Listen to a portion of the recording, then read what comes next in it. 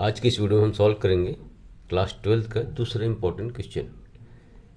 RD. Sharma book से संबंधित question है। एग्जाम्पल 1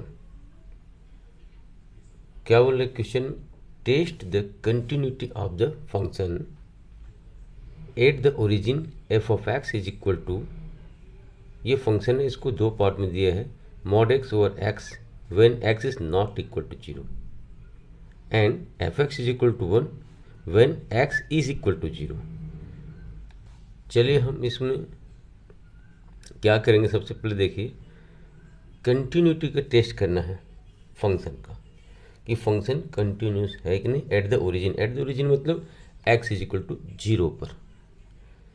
तो कोई फंक्शन तभी कंटिन्यू होगा किसी पॉइंट में जब उसका left hand limit right hand limit function का है ना, और फंक्शन का वैल्यू गिवन पॉइंट में बराबर होगा, तभी हम कहेंगे कि वो फंक्शन जो है कंटिन्यू है। तो यहाँ पर गिवन पॉइंट क्या है, कहाँ पर चेक करना है, एट द ओरिजिन मतलब 0 पर, एक्स इज इक्वल टू 0 पर। तो यहाँ पर एक्स इक्वल टू 0 पर फंक्शन का मान, एक्स इज इक्वल टू 0 पर फंक्शन का left hand limit, x is equal to 0 पर फंक्शन का राइट हैंड लिमिट, तीनों आपस में इक्वल होगा, तभी हम कहेंगे ये function x is equal to 0 या ओरिजिन पर कंटिन्यूस है। तो इसको चेक करने के लिए हमको क्या क्या निकालना पड़ेगा, left hand limit, right hand limit और फंक्शन का वैल्यू एक्स इक्वल टू 0 पर। ठीक है, तो सबसे पहले हम लेफ्ट हैंड लिमिट निकालते हैं। लेफ्ट हैंड लिमिट कौन से पॉइंट पर, x is equal to 0 origin में। अब एक्स इज इक्वल टू 0 पर हम क्या निकाल रहे हैं, लेफ्ट हैंड लिमिट फंक्शन का। तो चलिए निकालते हैं limit of function f of x. ठीक है, ये फंक्शन दिया है, limit of f of x as x tends to 0।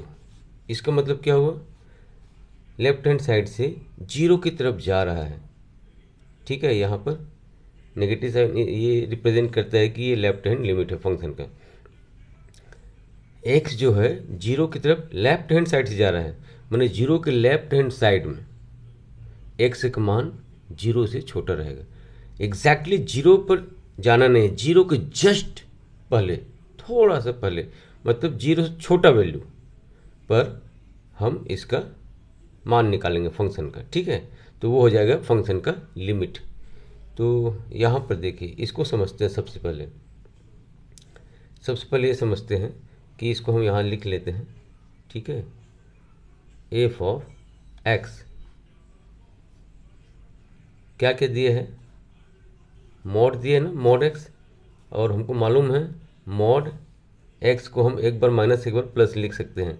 कब लिखेंगे हम माइनस, ये मॉड एक्स लिखेंगे ओवर यहाँ पर एक्स दिया है। कब लिखेंगे, ये जो फंक्शन है एक्स के सारे वैल्यू के लिए डिफाइंड है except x is equal to 0।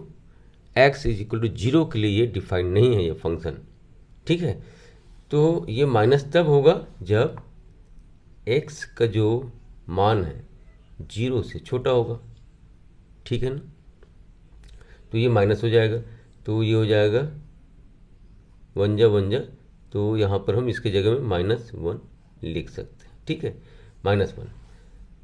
उसके बाद में एक बार प्लस लिखेंगे x और x, ये कब आएगा, जब x जो है बड़ा होगा 0 से। x का मान जब 0 से बड़ा होगा तब हम यहाँ मॉड x को हम प्लस x लिखेंगे। ठीक है, तो ये कट जाएगा, ये हो गया 1। ठीक है, और ये जो है यहाँ पर 1 है, फंक्शन का एफ ऑफ एक्स 1 होगा कब, जब x 0 के बराबर होगा। ठीक है, यहाँ पर देखिए हम निकाल रहे हैं, लिमिट निकाल रहे हैं लेफ्ट हैंड साइड से फंक्शन का। तो हम इसमें से तीन पार्ट्स में है ये फंक्शन 1 2 3। ठीक है, तो कौन सा फंक्शन को लेंगे,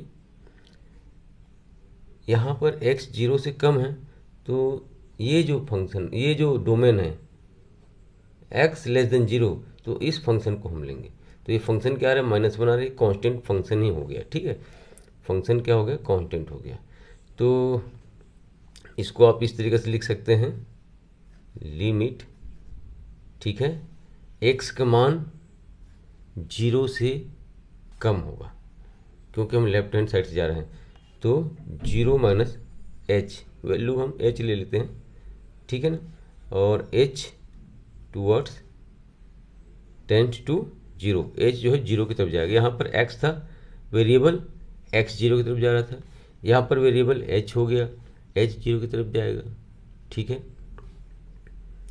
और हम फंक्शन पुट कर रहे हैं यहाँ पर ये वाला, क्योंकि लेफ्ट हैंड साइड में x का मान 0 से छोटा रहेगा, तो -1। अब चूंकि ये कांस्टेंट फंक्शन है, ठीक है ना, यहाँ पर ये जो फंक्शन है कांस्टेंट है, तो इसका लिमिट आ जाएगा -1। ये हो गया फंक्शन का x इक्वल टू 0 पर लेफ्ट हैंड लिमिट। ठीक इसी प्रकार से हम फंक्शन का x इक्वल टू 0 पर राइट हैंड लिमिट निकालेंगे। Right hand limit at x equal to 0, ठीक है,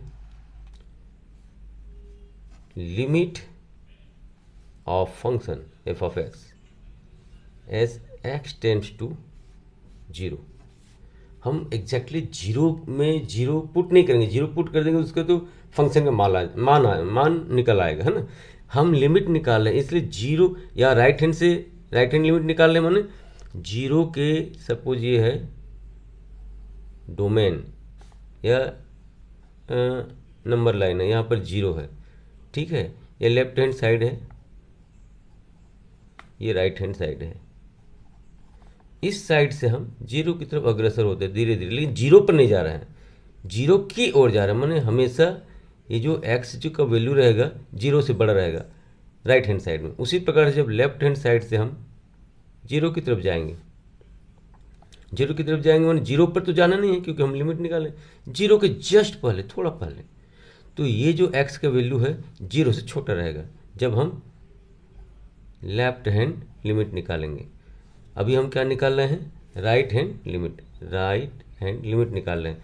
तो जो x का जो मान है वो क्या रहेगा, 0 से थोड़ा सा बड़ा, ठीक है, 0 से थोड़ा सा बड़ा रहेगा, उसी में हम क्या निकालेंगे, फंक्शन का मान निकाल देंगे, तो वो लिमिट आ जाएगा, ठीक है, फंक्शन का। तो चलिए यहाँ पर हम x की जगह में क्या रखेंगे, 0 प्लस h रखेंगे, 0 प्लस h, ठीक है। जब x 0 की तरफ जाएगा तो h ऑटोमेटिक क्या हो जाएगा, 0 की तरफ, h जब एग्रेसर होगा 0 की तरफ, h जो अग्रेसर होगा 0 की तरफ, ठीक है। अब यहाँ भी देखिए, यहाँ पर x क्या है, 0 से बड़ा है, 0 से बड़ा है, तो हम कौन सा फंक्शन लेंगे, 3 पार्ट है, पार्ट 1, पार्ट 2, पार्ट 3। कौन सा फंक्शन लेंगे, यहाँ पर देखिए x ग्रेटर देन 0, ये डोमेन है इस फंक्शन का, तो यहाँ पर जो x है ग्रेटर देन 0 है, 0 से बड़ा है, तो इसको लेंगे हम, इस फंक्शन को लेंगे। तो ये हो जाएगा limit as h tend to 0, और ये फंक्शन इसको लेंगे 1, चूँकि यहाँ पर x है नहीं, अगर इसके साथ कुछ x रहता है तो हम 0 प्लस h लिख दें, ये कांस्टेंट फंक्शन है, इसलिए ये कांस्टेंट फंक्शन है, इसलिए इसका लिमिट 1 आ जाएगा। अब ये क्या आ रहा है, देखिए ये आ रहा है +1 आ गया, लेफ्ट हैंड लिमिट यहाँ पर -1 आया है, और राइट हैंड लिमिट यहाँ पर +1 आ गया। अब यहीं से हमको समझ आ गया कि लेफ्ट हैंड लिमिट और right hand limit x equal to 0 पर इक्वल नहीं है। तो क्या हमको आगे बढ़ना चाहिए, वैल्यू ऑफ फंक्शन निकालना चाहिए x इक्वल टू 0 पर? ज़रूरत ही नहीं है, क्योंकि यहीं से हम कह सकते हैं since left hand limit is not equal to right hand limit. ठीक है, क्यों? क्योंकि यहाँ पर -1 है, ये 1 है, दोनों बराबर नहीं है। Therefore function f of x is not continuous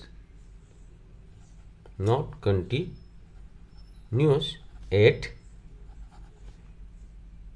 the origin लिख सकते हैं, या at x is equal to 0।